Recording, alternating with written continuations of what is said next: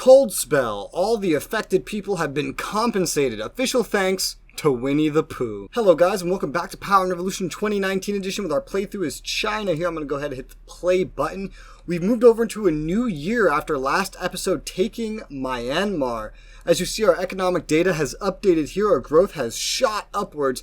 Unemployment has gone up as well. It's actually rising for a reason I'm not sure of. Inflation is holding, kind of ticking down a little bit. And our national deficit is back. Somehow we're back in a deficit instead of in a budget surplus. And I don't really know what caused that. It might be just be getting all the new population, reassessing the budget to include them. I don't know. But we did end up last year with a $1.8 trillion cash surplus, not all of which goes into the treasury for whatever reason, I don't know. Unhealthy housing's going up, of course.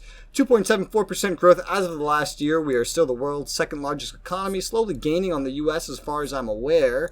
We intercepted a report, actually, from the National Institute of Food Statistics. Apparently the situation is alarming in China.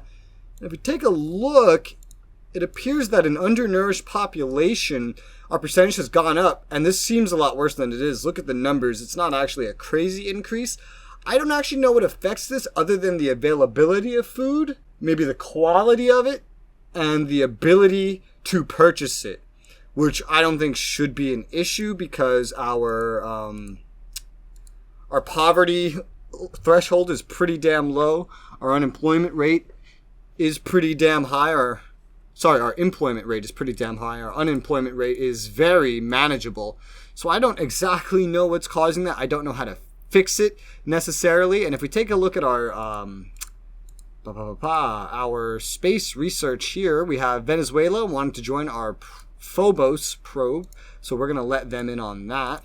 Space Hab 2, Russia, of course, the only one trying to give us any money for it. So we are going to let them in on that. According to this paper, apparently the United States, as of 2 days ago, ordered the full retreat of its troops stationed in Turkey. Now, I don't know how true this is. That would mean an immediate withdrawal. Maybe I just can't see their troops moving, but I don't see why I wouldn't be able to. Maybe they've already retreated to certain other bases around. The allocated way of moving, I know, moves pretty quick. I don't actually see any American troops moving anywhere, so strange. But I do wonder if they're demilitarizing a little bit. I'm not sure. So as we take a look here, our economic data just updated again. Our growth is up a little bit to 3.52%. Inflation still ticking down tiny bit. National deficit not moving, meaning I think this is here to stay. And we got a 3.15% unemployment. I don't know if it's going to settle there or if it's going to move anymore. We got to keep an eye on it. Either way, this is a very, very good unemployment rate. I don't know why it's heading back up. I don't know what has changed this year, but I basically just have to continue to wait to see if it moves before I take any other actions. That being said, remember, we still have a very monumental economy shifter coming up real quick. Here it is. Yeah, literally 21 days now, less than a month, only like 3 weeks until our new oil and gas wells finish. That will boost up growth, lower inflation, and lower unemployment, maybe start raising inflation a little bit again. That being said, our inflation is amazingly low. It's at a very, very good rate. So I'm not worried about any of this right now. I'm just trying to see where it settles, where it sticks. And we also have to keep in mind that, okay, nothing really interesting in here, that we have a national deficit now, which doesn't seem to be going away. With the update, it's actually just gone up by like $1 more billion, I think. So I'm going to actually go ahead here and I'm going to raise the company turnover tax by another, should I go up by 1% or should I make it 2.5? This would fix it. So I'm gonna get up to 2.5% from 2%. The tax on company turnover, which should be more than enough to fix our current budget deficit if it even holds. Further economic growth should handle that as well, but we'll see. We'll do this and we'll see how it ends up. This is a very minimalistic tax increase, and it's, I believe, exclusively placed on companies and corporations at all. It's not really placed on individuals. Last time I implemented this, I said that I didn't actually know what it meant, and I looked into it, and apparently it's not a self-employment tax like I thought. Apparently what it actually is it's a tax on untaxed activities. So, for example, it's a tax on, say, when something gets manufactured or maybe even held in a storage facility. Just things involved in the creation and production of products or the economy in general that don't otherwise have taxes placed on them, such as a sales tax or an income tax. It's very vague, even when you look it up. According to my and another one of our agents have gotten into one of our terrorist groups here, so that's good. We have a major happiness boost here. Scientific discovery. We discovered an anti-AIDS vaccine. I'm going to leave this private. And I haven't gotten it as much lately, but I just want to go out of my way to explain something about the mechanics of the game here. As you see, I haven't really patented anything, and I've left them as kind of secrets. And in terms of this, I'm going to show you why. So you might think, oh, why don't you patent the AIDS vaccine? That way, other countries will, use it and you will get money out of it. Well, yes, I can patent the discovery of these vaccines, for example, using the vaccines as an example, and then other countries can utilize this technology and I will get money out of it. Yes, that is correct. However, there are two different ways to make money off of a discovery like this. One way is to patent it, and then other countries will pay you every time they utilize this technology in order to further their own industry usage of it. And if we take a look here, specifically for AIDS, it involves the pharmaceutical industry. If we take a look at some of the others, we'll probably find similar things. Pharmaceutical industry, where's diabetes? Pharmaceutical and electronic components. Now, if I patent it, what happens here is I get paid by every country to essentially just pretend this doesn't have the context of being a vaccine, because this is a video game and this really doesn't have the context of being a vaccine. This is a modifier for an industry. And if every country that patents it, essentially, that buys into using it, will then get an industry boost to their pharmaceutical industry for most of these vaccines, or in this one also electronic components. However, if I make this a trade secret, my industry gets the buffs to pharmaceutical industry, gets the buff to electronic components. My industry gets it. No other country gets it. And what happens then is that my industry gets these bonuses, starts being more productive. I'll actually show you, for example, here, if we go to industry and we go to pharmaceuticals, which should be down here, you'll see a huge change in my pharmaceutical industry since the start of the game. We had less than 1% of the production in the world. Now we have about 11%. Now this isn't exclusively because of discoveries like that, but the discoveries boost my production, which then balances out my trade balance. See, our consumption hasn't really changed very much, but our sales have gone up drastically. And now we don't sell, for example, if we get a leprosy vaccine, it's not like we're going to be the exclusive sellers of it if we're the only ones that have the technology. Because again, minus the context, it's not a vaccine, it's a modifier. So the productivity in general of this goes up, the production goes up, it gets that modifier, and then we have more stock in order to sell to our own people and to sell to the world, thus getting a better trade balance. And we make it so that the rest of the world doesn't get this modifier. Meaning if we're trying to be like an exporter or boost our own self-sufficiency, then this gives us the maximum benefit because we are less likely to import if other countries don't have better production because their prices will be higher. If we raise our own productivity, then we sell the goods because our prices will be lower and other countries won't have better prices. It has nothing to do with the vaccines themselves. It is simply a modifier. And the way to min-max the benefit to your own economy is to keep it a trade secret. However, if you just don't expect to do anything. For example, if I was playing a much smaller country, if I was playing as fucking Zimbabwe, then keeping it as a trade secret wouldn't have as much of an effect because, as you just saw, I have a rapidly growing pharmaceutical industry. It's almost 11% of the world's production right now, and it's going up. Meaning I stand to gain a lot from modifiers. If I was playing as Zimbabwe, I'd probably have less than 1% of the world's production, and a little modifier like that probably wouldn't benefit me too much in the long run.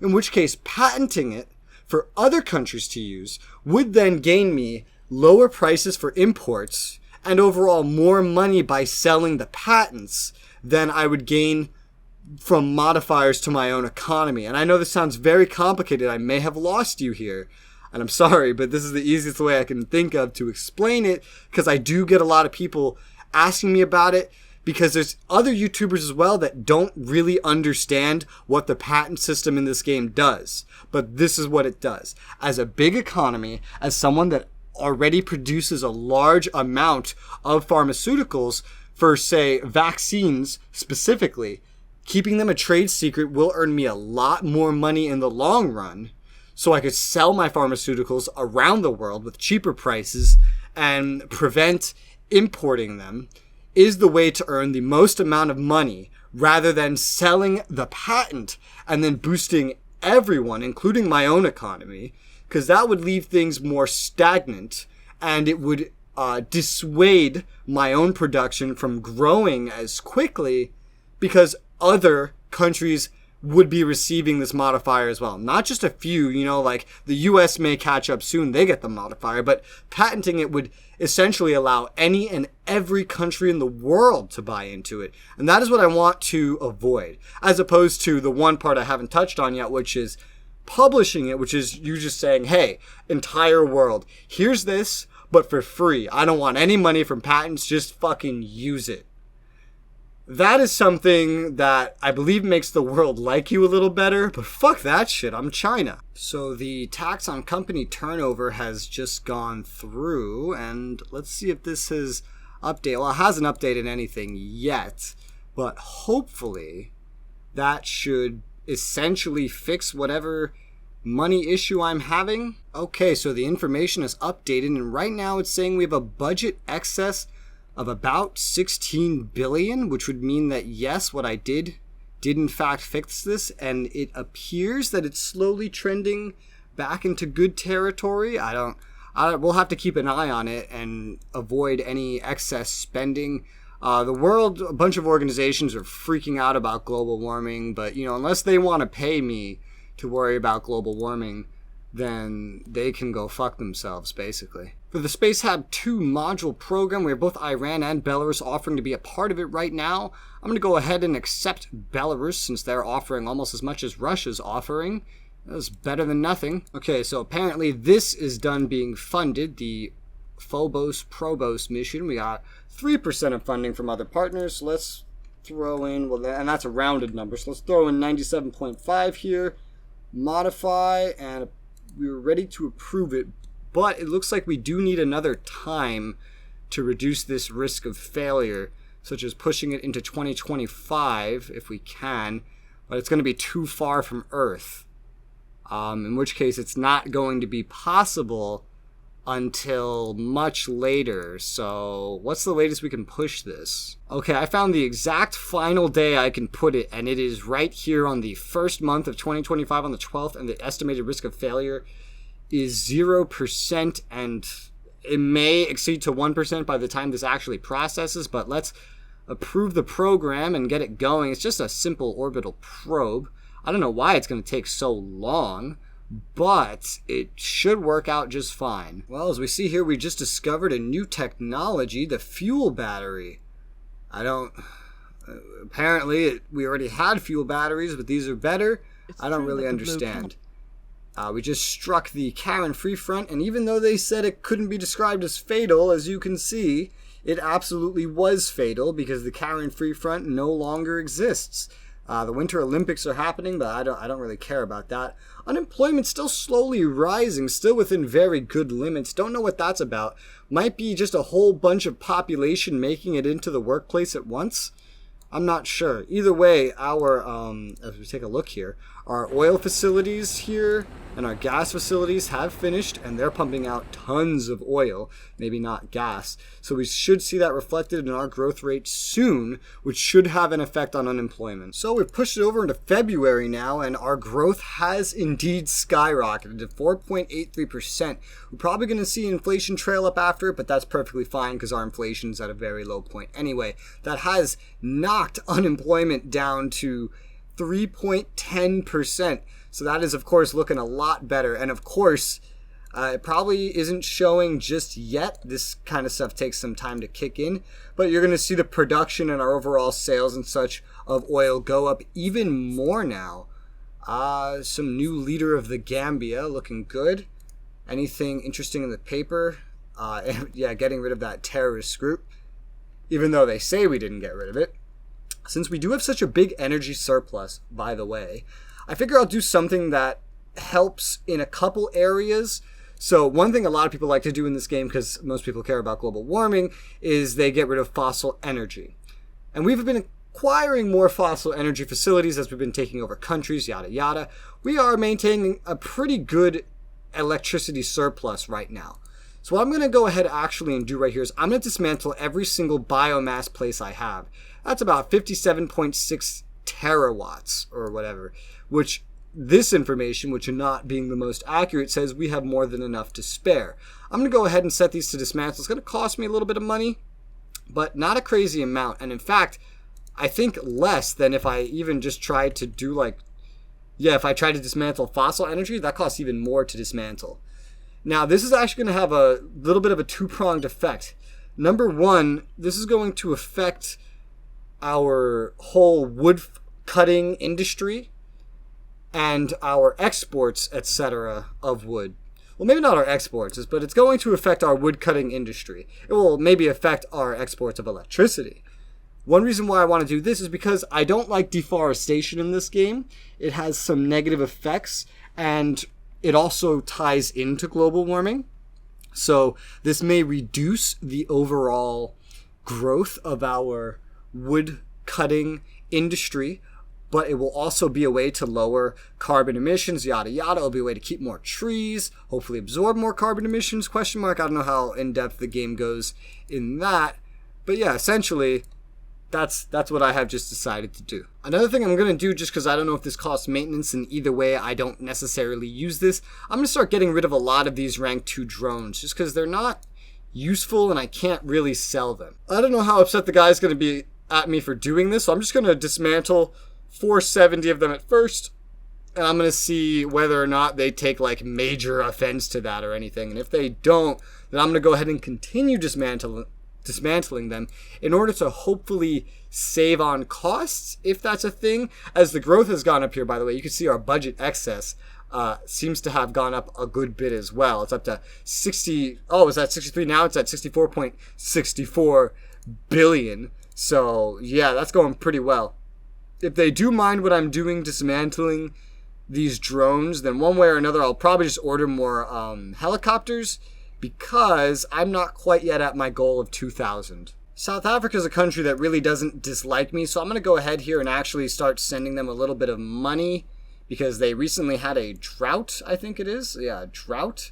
And they could use some aid, and hopefully we can maybe turn them to liking me. They fall into the BRICS organization, which is this one right here. So they're in that, which is a bit of an economic agreement, I believe, and it also affects our relationship with the other members. So I'm hoping to get them more into my sphere, so we can maybe get an alliance right here, include Cape Town, one of the most strategically important naval locations in the world. Not that that necessarily translates into this game, but I mean, I can hope. The dude is pretty neutral about me right now, so they don't seem to have minded me lowering the amounts of drones just yet. So I'm going to go ahead and dismantle another 1,000. And also, with an extra 25 mil, total of 50 mil sent to South Africa. The dude loves me. The country loves me. I hope you didn't make... but he's not very nice to me. Let's see if we can get a full alliance. Yep, that was pretty easy. Let's see what kind of access rights we can get. Maritime is... Ooh, they're not very friendly to these ideas. Let's go for maritime for maritime. Okay, good. That was the most important one. Let's see if we can get air refueling rights. That would be good. Okay. You want to go land for land, buddy? Okay, cool. So we just got pretty much everything we can get with them. Want to give me a base too? Oh, you do. Huh, that could come in handy. All right, cool. Well, we just got South Africa as an ally.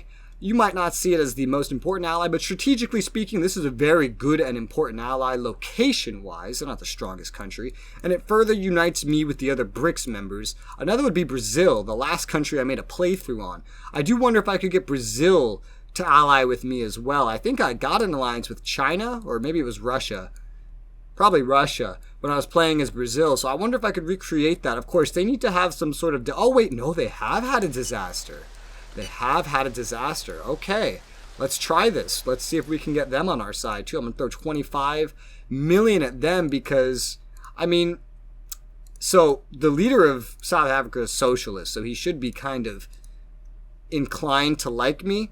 Brazil has an extreme right leader, of course, but they'd still be a very valuable ally in the Americas. And seeing as they don't already dislike me, it should be easy, or easier, to turn them to my side. And otherwise, you know, I only have Venezuela or Bolivia, like some weaker countries down here. If I could get this little block of allies right here, especially, this is the most powerful country in South America. This is the second most powerful country in the Americas and one of the most powerful countries in the world, kind of. According to the game, they're like the 5th strongest. In real life, that doesn't necessarily add up, but they have a lot of infantry, and that's where it gets that information from. And they'd be a pretty good person to have on my side if anything ever came to blows in the Americas, just like I already have Mexico. As we see, they just went to light green, so let's get in here, and let's send them another 25 million. I got a whole bunch of crap. The military base was dismantled. Confirmed. Ah, yes. This was the air bases over here. I got some air bases over here dismantled. There's so many of them right next to each other. I forget exactly. It was right here. There were 2 other air bases here. I got them dismantled. I mean, look at how common some of these are. Like, we could go ahead and reduce costs even more. Incredible. Some of our guys are getting the first prize. We did pretty well in the Winter Olympics. Top of the world, 46 medals. That's pretty awesome. And waiting my reply on the space program. Getting a little busy right now, aren't we? We got 2 proposals, Pakistan and Azerbaijan. Azerbaijan's offering more, so I will accept Azerbaijan. The minister still isn't bothered, so I'm just going to go over here and basically dismantle the rest of my rank 2 drones, because they're just taking up space. They're not very useful. They can result in losses if they're used in war, and they might be taking up some money as well. This is another instance over here where air bases tend to kind of overlap. So I'm just going to go ahead here, and I'm going to make... let's see if we could speed this up to keep things moving along. I'm going to basically dismantle these bases here, because they don't need to be so close. At the very least, I can dismantle one of them. Just, you know, the areas that are more tightly packed. Off the top of my head, I don't see crazy tightly packed areas. There's a lot of land bases over here. They could do with being placed elsewhere, but this is just so close to some of the others. I don't necessarily... This is another area right here. 4 of them in what? 1 province? Yeah, there's some excess here that can be fixed. We don't necessarily need more than 1 or 2 in a single province. I'm going to go ahead and reduce this stuff over here as well. We're going to get everything currently in this base and send it down over here. Not saying I don't want this many military bases. I just don't want this many of them right next to each other. There's basically no point to that. Based on the spacing of bases down here, wow, that was a weird sentence to say, I'm going to take dudes parked over here, and where is the military base here? There it is. I'm going to send them down over to this one. Oh, look, a Russian passenger plane? No, it's a cargo plane. I'm going to get everything based here, send it over here, and then dismantle this. We have 2 others here, but they're not exactly condensed. These 2 might be... Okay, wait. These are deconstructing already. Is this one staying up? Yeah, some others may be open to question for dismantlement later. And at the end of the day, I may want to place more air bases in other locations where we are currently lacking a military presence, mainly if I end up desiring a military presence. Luckily, we did acquire some bases in some of the countries that we took over down here. I do imagine that a base somewhere up here might be good. Yeah, to increase my military presence over here, I'm actually going to go ahead and construct an air base, specifically an air base, right at this town right here. So I may have pointed this out earlier in the series at some point, but I did see this high-speed rail line here, and I did point out how it's pretty much the longest in the country, and it's connecting all the way to here. This is a real-life thing in China. This high-speed rail line actually exists, and apparently it operates at a huge loss, but the only reason it exists is because apparently the Chinese government made it as propaganda to show that even the more remote areas of the country with populations like the Uyghurs, which are being routinely oppressed, are still part of China and unified with it. Hence, they connected the area to the rest of the country with a high-speed rail. I found that pretty interesting. So I've gone ahead and I've decided to ask the UN Security Council to provide me permission to essentially invade the Taiwan, because I do have some pretty okay proof against them. Like, I have plenty of proof that they're financing terrorist organizations, but I also have suspicions of nuclear weapon tests and the development of a nuclear weapons program. They almost definitely have nukes. It wouldn't let me try to denounce them for whatever reason. Their name just doesn't show up on the list. If we go down to T here, there's no Taiwan. I don't remember trying it, so I don't know why it wouldn't show up. Maybe I did try it and I've just forgotten it. But I'm going to ask to see if I can get permission to invade them based off the information I have. Because I would honestly rather attack them next than go for Indonesia, given the size of Indonesia and the chance that a cyber attack wouldn't work. Because I'm still in the process of trying to build up my military further, and I'm not exactly very, very close to Indonesia. And that permission theoretically will last forever. Taiwan is right next to me. It's also a pretty important goal of real-life China to try to take this over. They have less than 25 million population living there. And this should be a pretty theoretically easy place to take over. I mean, I should have a satellite here, yeah? I'd have to go only like 100 miles theoretically to get to the capital. Even with the landing time, it should be easier for the shock and awe strategy as opposed to Indonesia, which would probably be more of a full-out war, just given how far away it is and the fact that I'd have to land. So I'd rather take minimal risks until I essentially have more of a military presence right up here in Indonesia. And with Indonesia, I feel like if shock and awe failed, I would just call every fucking country that I have an alliance with to assist me to try to get places like Vietnam involved, because that could prove pretty handy. So just keeping up with our space program here, we got two offers, one from Kazakhstan, which I feel like I've been saying wrong this whole time. I feel like it's Kazakhstan, and this is silent. I don't actually know. Venezuela, though, is offering way more money, so we're going to accept Venezuela into this. My money and a lot of other things are doing pretty fine right now, including my inflation, despite my growth. Unemployment's still going up. Still in a very good range, though. 4% unemployment is perfectly good for the economy. I don't know where the hell all these new workers are coming from. I think just right here is 18, basically, and a whole bunch of the population is entering the work period. Except I think our working age is 17, not 18.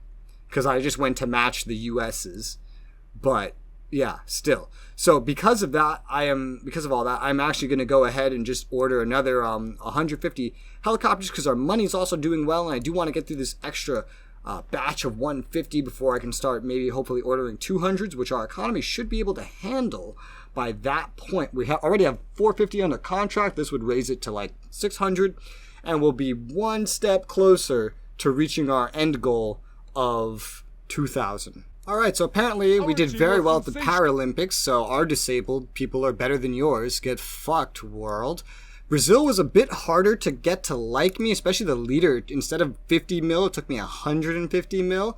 Probably because this is a right-leaning country, Sure. very right-leaning, and I'm a Right. very left-leaning country. But I did get them to like me, and let's go for that military alliance. There we go. Now let's see about getting some maritime rights. Easy.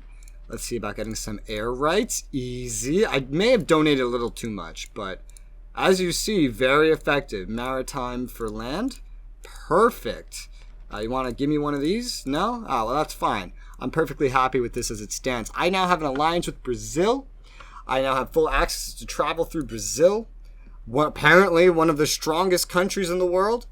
The definitely second strongest in this hemisphere, Mexico not being quite as good.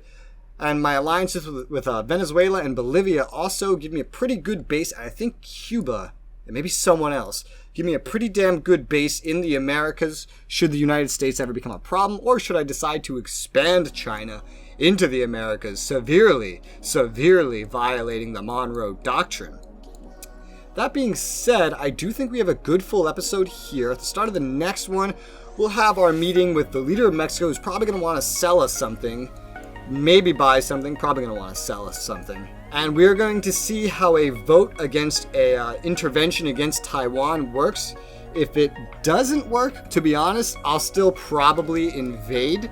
I'll just have to switch to cyber attack. Because again, I'd rather go for Taiwan than go for Indonesia. It's either going to be them or Bangladesh, to be honest. I have some decent evidence against both of them. I'll actually go ahead before ending this episode, and I'll seize the Security Council to just simply denounce Bangladesh and see how that goes as I proceed. Just to set up some future wars, I'm still in this economic integration and recovery period and building up my military, but that's going to be for this time, guys. Thank you very much for watching, and I will see you on the next episode. Bye-bye.